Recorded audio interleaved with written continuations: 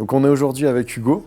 Ça va Hugo? Ça va et toi Pierre? En tout cas, Ça, merci de m'accueillir. ici à l'école, tu as quoi typiquement à disposition? Déjà des super PC, un double écran. Malgré tout, on pourrait croire que c'est des choses qui font pas la différence, mais quand tu travailles, tu es beaucoup plus à l'aise. Il y a aussi l'atmosphère de travail quand on travaille avec on est beaucoup resté jusqu'à 23h, donc en fait, tu as aussi cette atmosphère-là qui te pousse à rester. Il n'y a pas que ça, il y a aussi du coup le côté les licences, Adobe.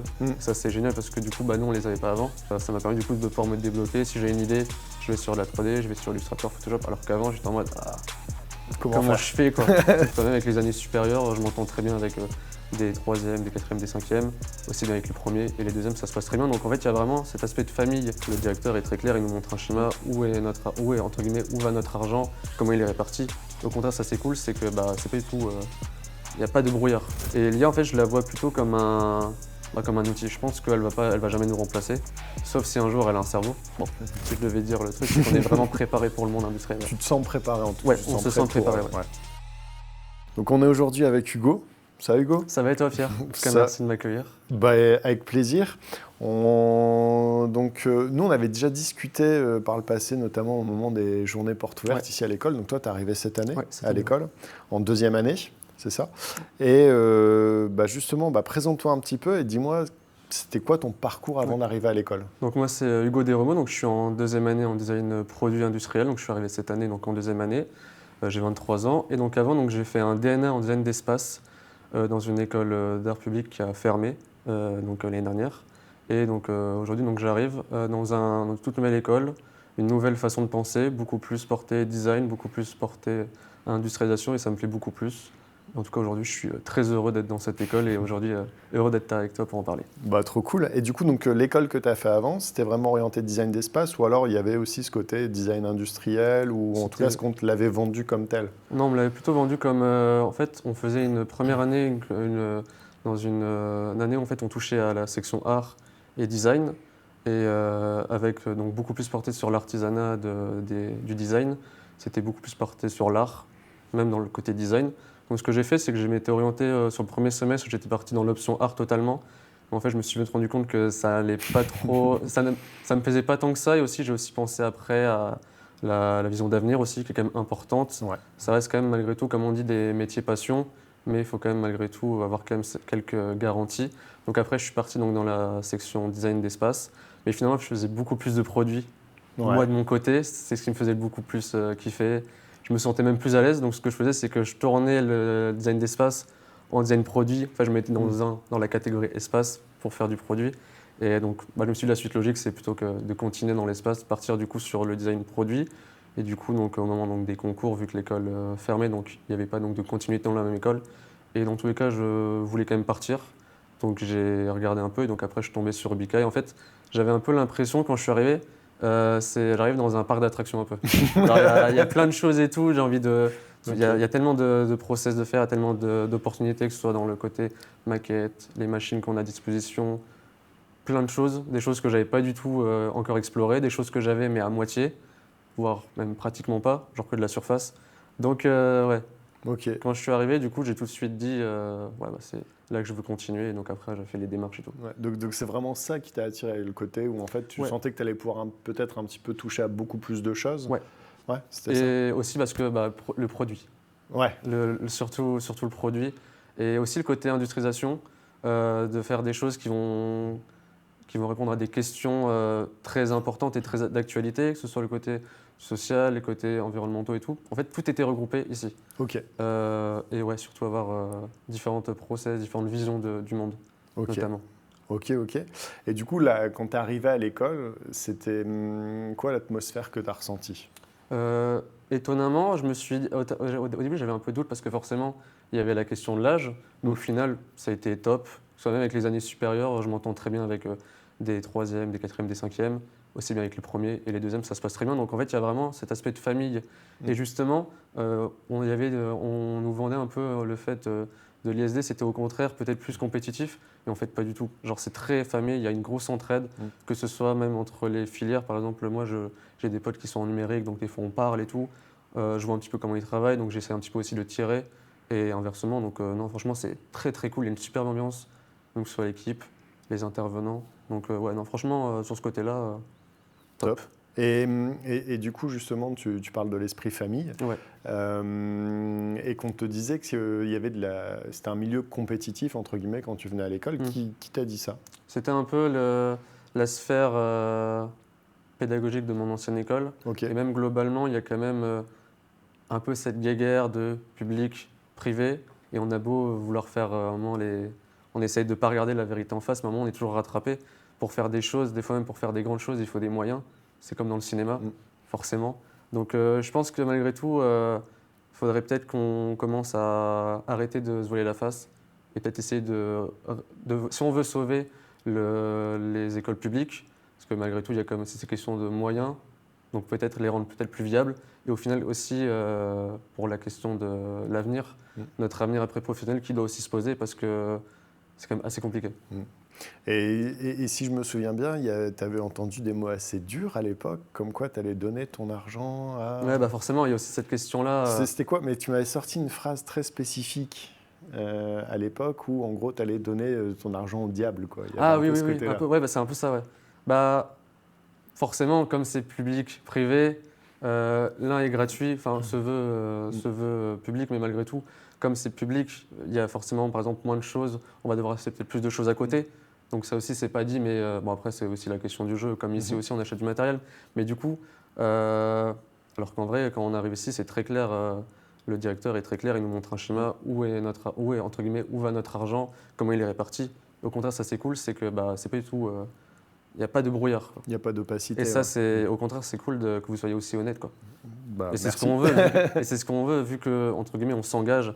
C'est quand même un gros coup financièrement. Bah, on a quand même envie de savoir où va cet argent. Et on est au courant de ça. Donc, et en plus, c'est associatif. Et moi, avant de rentrer à l'école, j'étais pas du tout au courant, par exemple. Donc, c'est quelque chose qu'on ne dit pas. Et je sais que c'est le ressenti que j'ai, en fait, de toute ma classe. Du coup, quand on est arrivé, on a parlé de ça. On parlait un peu de tout, mais du coup, on avait parlé de ça aussi. Et c'est vrai que on ne savait pas, quoi. Ok. Et du coup, en termes, justement, tu parles de l'allocation des fonds lorsque tu es étudiant. En termes de matériel, ici à l'école, tu as quoi typiquement à disposition? Déjà des super PC, un double écran. Malgré tout, on pourrait croire que c'est des choses qui font pas la différence, mais quand tu travailles, tu es beaucoup plus à l'aise. Par exemple, pour ça, du coup, je reste souvent très tard à l'école. Du coup, c'est pour avoir aussi ce confort-là que j'ai pas chez moi. Et aussi l'atmosphère de travail quand on travaille avec on est beaucoup resté jusqu'à 23h, donc en fait, tu as aussi cette atmosphère-là qui te pousse à rester. Et il n'y a pas que ça, il y a aussi du coup le côté les licences, Adobe. Ça, c'est génial parce que du coup, nous, on les avait pas avant. Et c'est un peu compliqué. C'est comme si tu demandes je fais un peu la comparaison, mais c'est comme si tu demandes à un cuisinier qui cuisine sans les poêles, sans tout ça, c'est un peu compliqué. Et du coup, quand je suis arrivé, j'ai dû tout réapprendre. Mais au final, ça marche. En fait, c'était ça un petit peu qui était frustrant des fois, c'était qu'on voulait faire des choses, dans mon ancienne école, on avait des choses, on avait des idées et tout, mais en fait, comment les faire? Comment les mettre en scène? Et du coup, ici, par contre, ça m'a donné beaucoup notamment les hard skills, ça m'a permis du coup de pouvoir me débloquer. Si j'ai une idée, je vais sur la 3D, je vais sur Illustrator, Photoshop, alors qu'avant, j'étais en mode comment je fais, quoi. Du coup, souvent, je passais par c'était quand même le point fort de mon ancienne école, c'était quand même l'atelier. Mais du coup, on est juste sur un domaine. Alors qu'ici, on a le domaine atelier qui est là, on a le domaine dans le domaine de la 3D, d'Adobe, le sketch. Le sketch aussi qui est beaucoup, beaucoup plus...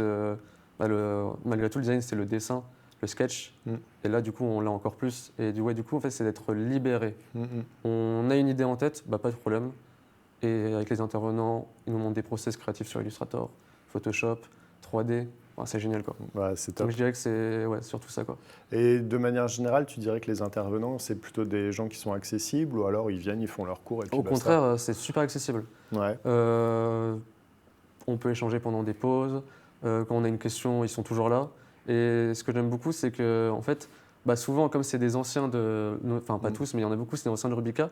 Du coup, on est un peu comme leur petit frère. Du coup, ils ont envie un petit peu de venir nous prendre. Là, je vois que c'est bien ça, pars plutôt sur ça. Moi, je sais que j'ai eu par exemple des questions. J'avais fait un workshop lunettes avec du coup Nicolas Montabonne et c'est un peu un truc qui m'a libéré. Et du coup, j'ai beaucoup parlé avec lui après les cours. Genre, il était génial, il restait même des fois jusqu'à 19-20 heures. Et du coup, on parlait, donc c'est très accessible au contraire. Après, il y a des fois une question de feeling, peut-être que des gens sont un peu plus timides, mais moi, comme je suis quelqu'un de. Tu sais, je suis assez ouvert et tout, donc en vrai, moi, il n'y a aucun problème. Et je suis content du coup qu'il y ait aussi ce côté ouverture, quoi. Bah, ouais. En fait, ça fait la famille un peu de l'ISD, quoi. Exactement. C'est ça un peu. Exactement. Et tu vois, tu parles des intervenants qui reviennent à l'école. Pour beaucoup, ils travaillent en fait, dans l'industrie, mais ils reviennent parce qu'ils ont envie. Les choses qui retombent souvent, c'est on a envie de donner aux étudiants ce que nous, on n'a pas eu. Okay. Et du coup, ils viennent compléter, ils essaient de compléter toujours ces trucs-là. Et c'est ce qui fait, je pense, aussi un peu notre force. De ne pas oublier d'où ils viennent aussi. Ouais. Et ça, c'est génial, quoi. Ouais. Mais franchement, Et au bout d'un moment, tu parlais, on va parler par exemple de différenciation. On a eu cette discussion autour des cours de Blender. Ouais. Est-ce que tu peux me réexpliquer comment c'était passé avant et comment ça se passe maintenant? Alors avant, du coup, on avait... bon, déjà, forcément, il y a aussi cette question de moyens des salles. C'est un exemple tout bête, mais là, du coup, on est dans des grandes salles avec un vidéoproge au centre. Déjà, juste là, c'est un truc tout bête, mais l'organisation de la salle, on est tous en ligne, donc on voit ce qu'il y a devant nous. Les écrans sont devant nous, donc on a juste à lever la tête. Ça peut paraître tout con, mais en fait, si je fais cette comparaison-là, c'est qu'en fait, nous, on était donc en forme de U. En fait, du coup, on devait tourner la tête comme ça. Et en fait, ça peut paraître tout bête, mais en fait, on perd du temps, on est moins concentré. Et en fait, c'était beaucoup dans regardez-moi, et après, vous faites. Alors que là, du coup, avec Hugo Camard, c'est regardez-moi, faites, mais en même temps, vous le faites en même temps que moi. Et il n'hésite pas à revenir en arrière. Nous, on a une question, ça c'est top, c'est qu'il est très à l'écoute. Alors que c'est pas évident des fois, c'est assez drôle, mais des fois, il relève la tête, il voit 5 mal levés. Du coup, ça c'est assez drôle, on en rigole un peu avec les copains. Mais ouais, du coup, c'est regardez-moi, et après, vous faites. Mais comment on fait si on n'a pas... Parce que c'est quand même compliqué quand on arrive sur Blender. Il y a beaucoup de... L'interface est quand même... moins Crino, mais elle est quand même assez complexe, donc c'est pas évident. Et en fait, ce qui est dommage, c'est qu'on n'avait pas le temps de masteriser Blender, qu'on partait après sur Fusion. On n'avait pas eu le temps de masteriser Fusion avec les cours uniquement. On devait partir sur Rhino. Et au final, on n'a fait que Grasshopper. Donc en fait, on n'a jamais pu masteriser, quand j'ai masterisé, on n'a jamais pu approfondir vraiment jusqu'au bout un logiciel en ayant après un rendu, comme là, nous, c'était l'Atari 2600. On l'a fait du début à la fin, mais avant, en fait, on a fait tous des exercices pour comprendre comprendre Blender, genre avec les robinets Grohe, beaucoup d'exercices sur les matières, les matériaux, les lights. En fait, c'est ultra complet. Et après, entre guillemets, on suit Hugo pour l'Atari, mais il nous disait, semaine prochaine, vous avancez sur ça, etc., etc. Et du coup, ce que tu apprends typiquement Blender, tu le remets après en projet? Du coup, là, je le remets. Là, on est en interpromo. Du coup, je remets en scène tout ce qu'il nous a appris. Forcément, c'est plus compliqué parce que là, entre guillemets, on est moins aidé, mais en même temps, ça permet de plus apprendre. On apprend toujours mieux tout seul, mais dans mon ancienne école, on apprenait tout seul, mais on commençait tout seul. Alors que là, on apprend plus tout seul, mais on a quand même un super start. En fait, le kick-off est génial. Et globalement, c'est un peu ça pour toutes les matières. On a un très bon kick-off. Et après, de toute façon, dans tous les cas, si on veut se perfectionner, si on veut masteriser un logiciel, on doit le faire avant tout par soi-même après. Ok. Et ta courbe de progression, tu vois, si tu regardes, par exemple, là, tu as fait 3 ans avant, c'est ça? Ouais, 3 ans. Ouais. 3 ans. Et là, en une année, est-ce que les courbes de progression sont similaires ou Non, du tout. En fait, ce que je tire beaucoup de mon ancienne école, c'est surtout le côté atelier. Tout ce qui était réalisation des projets à échelle 1. Sur ça, vraiment, c'est ce que je retire vraiment pour en faire ma force. Mais je vais prendre par exemple les logiciels ou même le dessin ou autre, c'était on va dire, comme ça. Et là, c'est c'est même pas pour abuser ou quoi, c'est vraiment surtout le logiciel. Ouais. Après, le dessin, vu que je suis passionné de dessin, donc je dessinais beaucoup de mon côté. Mais tout ce qui était par exemple les cours de perspective et tout qu'on avait sur de l'axonométrie, bah, là, on a eu, donc, quand j'ai fait donc, les premiers mois avec le premier année avec les cours de perspective, c'est pareil, c'était beaucoup plus... en fait, on a vraiment en fait, on nous apprend les fondamentaux. En fait, on nous apprend un designer sur le côté industriel. Bah, on va être comme ça, on va être sur l'avenir. On ne sera pas lâché comme ça, comme je pense, c'est mon avis en tout cas dans les autres écoles. On est vraiment préparé pour le monde professionnel. Et je pense que c'est surtout ça si je devais dire le truc, c'est qu'on est vraiment préparé pour le monde industriel. Ouais. Tu te sens préparé en tout cas? Ouais, on se sent préparé. Ouais. Ok. Et justement, c'était ma prochaine question. Ouais. Donc tu me devances un petit peu. Donc effectivement, non, mais c'est très bien. C'est-à-dire que pour toi, vraiment, ça te prépare au mieux pour ton avenir professionnel. Et justement, toi, ton avenir professionnel, on va un petit peu partir là-dessus. Tu aimerais bien partir dans quoi? Alors, pour l'instant, je me dis que je ne me ferme aucune porte. Quand je suis arrivé, c'est vraiment ce que je me suis dit. Je me dis, ok, je redécouvre tout. Vu que j'arrive dans un autre monde, un peu pour moi, je me suis dit, ok, je vais... Si ça peut être par exemple la chaussure, ça peut être le mobilier, vraiment, je me disais vraiment ouvert à tout. Mais il y avait des choses, je me disais vraiment pas que ça aurait pu me plaire, notamment du coup les lunettes. Et j'ai eu le workshop lunettes et ça m'a fait un énorme flash. Genre, j'ai eu un gros coup de cœur pour les lunettes. Je pense que Nicolas, du coup, il a pas mal joué aussi, notamment dans son approche de. Ouais. C'est un super intervenant. Et du coup, après, j'ai continué du coup, à pousser le projet de mon côté. En plus, pour les portes ouvertes, j'en avais parlé avec Nicolas. Il voulait du coup présenter les lunettes, donc je m'étais proposé. Et du coup, là, mon stage de deuxième année, donc les 2 mois, du coup, je fais dans un atelier de lunettes où du coup, j'aurai comme mission du coup de créer ma propre collection de lunettes. Donc c'est génial. Franchement, je suis très heureux et du coup, c'est aussi l'opportunité des stages aussi qui est génial. Du coup, comme on dit, en fait, c'est un peu souvent dans les autres écoles, ils vont faire des stages à partir de la 3e année ou 4e, 5e année. Mais en fait, nous, la force, c'est qu'on a 2 lignes en plus dans le CV. Et par exemple, moi, j'aimerais bien du coup continuer. On verra. J'ai dit on verra. Peut-être que les lunettes, ça va pas me plaire au final. Bon, je pense pas, mais ça me fait quand même déjà un stage de 2 mois dans la lunetterie. Puis tu as cette opportunité, quoi. Ouais, voilà, de dire je vais tester, j'ai 2 mois, après ça ne m'engage pas. C'est ça, ouais. Mais du coup, si vraiment je veux m'engager, ça fait déjà 2 mois déjà. Et en plus, vu le titre de la mission, parce que du coup, c'est aussi ça, grâce à ça, j'ai pu présenter un bon projet. Donc ils ont dit, OK, on te fait confiance, tu te fais ta collection, comme si on n'était pas là, mais bien sûr, ils vont être là pour m'aider et m'apprendre. Donc ouais, ça c'est une très bonne opportunité aussi, quoi. Écoute, donc pour l'instant, si je veux répondre à la question premier degré, je dirais dans la lunetterie. Ok. Après, je ne sais pas si ce sera domaine plutôt sport ou plutôt lunettes de soleil ou plutôt le style fashion. Ça, je ne me ferme pas encore la porte, mais je ne me ferme non plus aucune porte. Hein, mais vu la ligne directrice, ce sera peut-être les lunettes. Top. On verra. Après, on peut aussi imaginer, tu vois, tu parles de la lunette, je pense tout de suite à une entreprise comme Decathlon. Il y a beaucoup de designers de l'école qui constituent les équipes de Decathlon. On est à peu près à 30-40% de designers chez Decathlon qui viennent de l'école. Et justement, tu vois, par rapport à ça, tu as eu l'occasion aussi de rencontrer Ben Pochet, qui est venu vous donner des cours donc, en mix, c'est-à-dire IAO aidé de l'IA. Ouais. Et justement, par rapport à ça, toi, l'IA, est-ce que c'est quelque chose, tu vois, qui te plaît? Est-ce que tu vois déjà un petit peu comment tu vas pouvoir l'utiliser à l'avenir? Ouais, carrément. Déjà, avec du coup, Benjamin Pochet, il nous a amené un cadre. Parce que du coup, avant, en fait, on savait que l'IA était utilisée, mais on ne savait pas comment. Et là, justement, du coup, Benjamin Pochet nous a posé un cadre, donc ça déjà, c'était bien. Et l'IA, en fait, je la vois plutôt comme un outil. Je pense qu'elle va jamais nous remplacer. Sauf si un jour elle a un cerveau. Bon, on n'est pas prêt, mais plutôt en fait un outil que tu viens utiliser à la fin de ton process. Parce que du coup, pour notamment les rendus réalistes, faire gagner du temps. Mais du coup, ce temps-là, tu peux le remettre du coup dans la phase créa. Donc en fait, c'est un échange de bons procédés en fin de compte. Vu qu'en fait, on est designer produit, au final, ça permet de faciliter le temps du côté numérique du métier. Mais du coup, ce qui est bien, c'est qu'on ne l'oublie pas. Par exemple, avec Blender, on a toujours des cours. Donc en fait, je pense que l'IA, ce serait plus un outil à utiliser en fin de process et après de le réutiliser du coup pour faire des variations de couleurs pour la CMF, les matériaux. Donc en fin de compte, même le rendu final ne sera pas utilisé par l'IA. En tout cas, je pense. Et je pense que ce sera le cas encore pendant le temps que peut-être que je serai à l'école. Sauf si ça va un peu vite, mais ouais. En tout cas, je ne suis pas contre. Je pense qu'au contraire, je pense que c'est peut-être un train à prendre si vraiment ça devient très bénéfique.